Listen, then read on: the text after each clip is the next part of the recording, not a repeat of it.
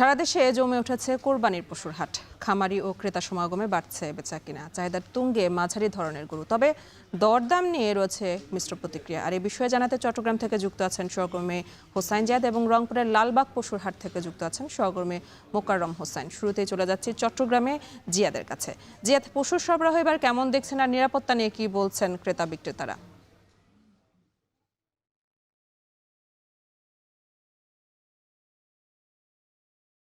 পশু কেনাবেচার এবং এই মুহূর্তে যদি আমরা বলি চট্টগ্রামের যে হাটগুলো আছে সেই হাটগুলোতে উৎসবের আমেজ আসলে ছড়িয়ে পড়েছে এবং আমরা যেখানে আছি চট্টগ্রামের বিবিরহাট বাজার, এই বিবিরহাট বাজারটি গতকাল বিকেলে মূলত হাটবার ছিল এবং আমরা দেখেছি যে এখানে পর্যাপ্ত পশু এসেছে। বিভিন্ন জায়গার ব্যাপারী থেকে শুরু করে একেবারে স্থানীয়ভাবে যারা কৃষক রয়েছেন, যাদের হাতে হয়তো একটি দুটি গরু সারা বছর জুড়ে পেলেছেন, যে লালন পালন করেছেন এই সময় বিক্রি করার জন্য, তারাও কিন্তু এসেছিলেন।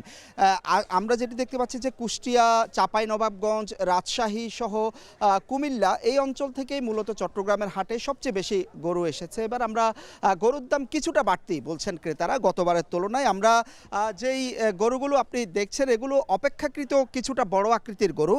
কুষ্টিয়া থেকে আনা এই গরুর ব্যাপারে তিনি বলছিলেন যে এই বড় আকৃতির গরুগুলো এক একটিতে 9 থেকে 10 মণ পর্যন্ত মাংস আছে এবং এগুলোর দাম তিনি হাঁকছেন যে এক একটি 3 লাখ, 3.5 লাখ টাকা পর্যন্ত। একটু ছোট আকৃতির যে গরুগুলো আমরা দেখছি সেগুলো 2 লাখ 20,000 টাকা দাম। তবে মাঝারি আকৃতির গরু চট্টগ্রামের বাজারে এবার বিক্রি হচ্ছে মোটামুটি 1,40,000 থেকে 1,80,000 টাকা পর্যন্ত। ছোট আকৃতির গরুর চাহিদা কিন্তু নগরে বেশি থাকে, সে কারণে ছোট আকৃতির গরুর কিন্তু দাম বেশি গতবারের তুলনায়।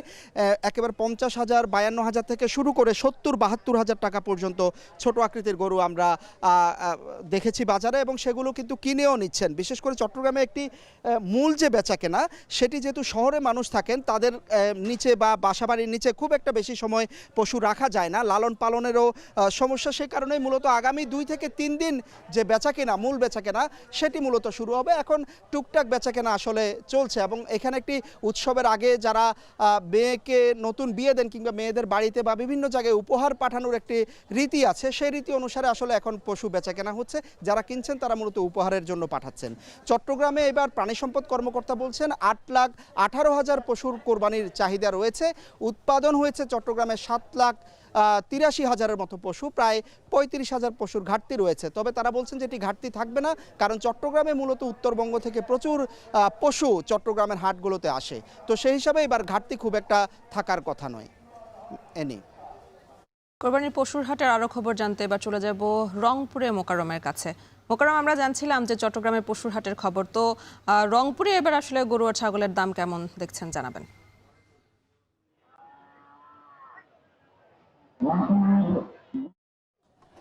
রংপুরের যে ঐতিহ্যবাহী শত বছরের ঐতিহাসিক লালবাগ পশুর হাট, সেখানে পশু কেনাবেচার যে জমজমাট পরিস্থিতি সেটি দুপুর নাগাদ শুরু হবে।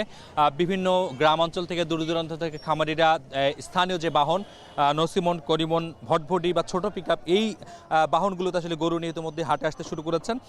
এবার রংপুর অঞ্চলে যে পশু কুরবানি হবে সেই চাহিদার থেকে উদ্বৃত্ত পশু প্রস্তুত রেখেছেন খামারিরা, এমনটি প্রাণী সম্পদ অধিদপ্তর বলছে। তবে দরদাম নিয়ে আসলে মিশ্র প্রতিক্রিয়া রয়েছে। বাজারে যারা ক্রেতা রয়েছেন তারা আসলে 1 লাখ থেকে 1,20,000 থেকে 1.5 লাখ টাকা পর্যন্ত গরু খুঁজছেন, কিন্তু খামারিরা যারা আসলে যেই গরুগুলো, এড়ে গরুগুলো 2 বছর কিংবা 2.5 বছর বয়স পর্যন্ত লালন পালন করে নিয়ে এসেছেন, তারা কিন্তু সেই গরুগুলোর দাম 1.5 লাখ টাকার উপরে হাঁকাচ্ছেন। তবে চাহিদা এবং যোগানের ভিত্তিতে যেহেতু পর্যাপ্ত পরিমাণ সরবরাহ রয়েছে, সেই হিসেবে দাম দরে আসলে দুই পক্ষকেই ছাড় দিতে হচ্ছে।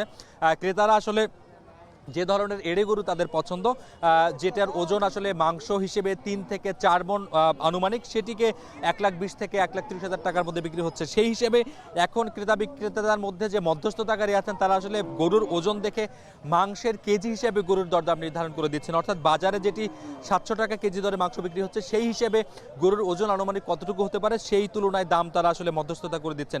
একই সঙ্গে রংপুর অঞ্চলের যে খামারিরা রয়েছেন, তারা যে খামারে গরুগুলো প্রস্তুত করেছেন সেগুলো আসলে বাণিজ্যিকভাবে তারা কোটি টাকা বিনিয়োগ করেছেন, কোরবানি মৌসুমে তারা আসলে লাভ করবার জন্য চেষ্টা করছেন।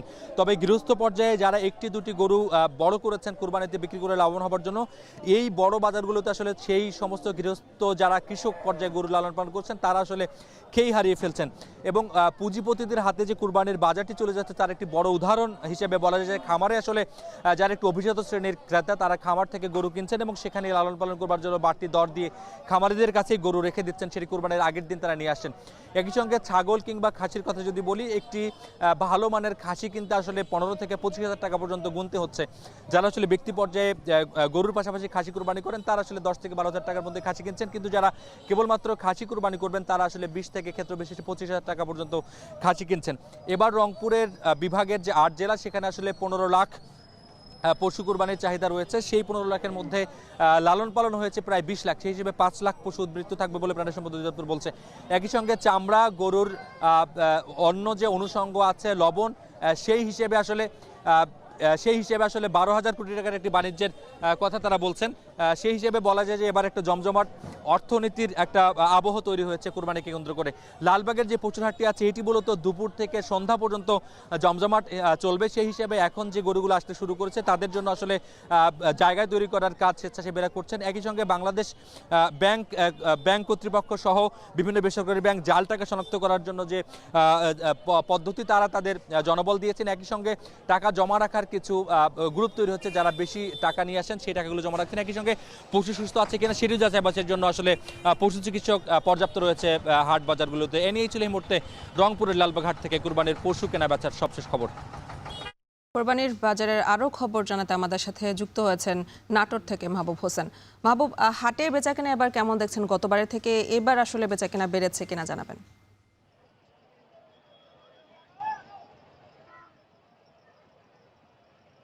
জি অ্যানি, আপনি জানেন যে আর কদিন পরেই কিন্তু কোরবানি ঈদ। সেই ঈদকে কেন্দ্র করে ইতিমধ্যে কিন্তু নাটোর শহরতলির যে 200 বছরের একটি কোরবানি গরুর হাট রয়েছে সেটি কিন্তু ইতিমধ্যে জমতে শুরু করেছে এবং সকাল থেকে কিন্তু দেশের জেলার যে আশপাশের যে বিভিন্ন গরু রয়েছে সেগুলো কিন্তু তারা নিয়ে আসছেন ছোট ছোট যানবাহনে।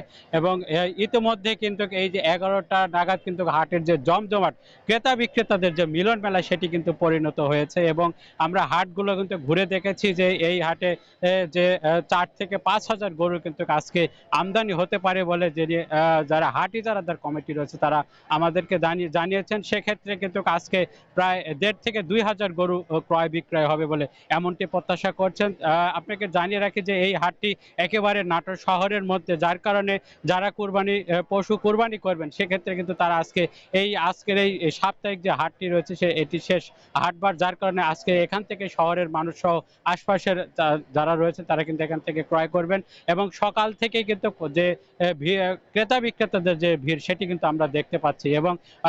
এবং ছোট এবং মাঝারি সাইজের গরু সবচেয়ে বেশি চাহিদা রয়েছে, যেমনটি 80,000 থেকে শুরু করে এর উপরে যত হয় তত কিন্তু বেশি আমরা চাহিদা দেখতে পেয়েছি। তবে বড় গরুর কিছুটা চাহিদা কম রয়েছে। এবং গত হাট থেকে কিন্তু আজকের যে হাট রয়েছে সেই হাটটি কিন্তু একেবারেই জমজমাট যেটি বলা চলে। তো সব মিলে আজকে কিন্তু একেবারে 10 থেকে 12 কোটি টাকার একটি লেনদেনের প্রত্যাশা করছেন যারা ইজারাদার রয়েছেন তারা।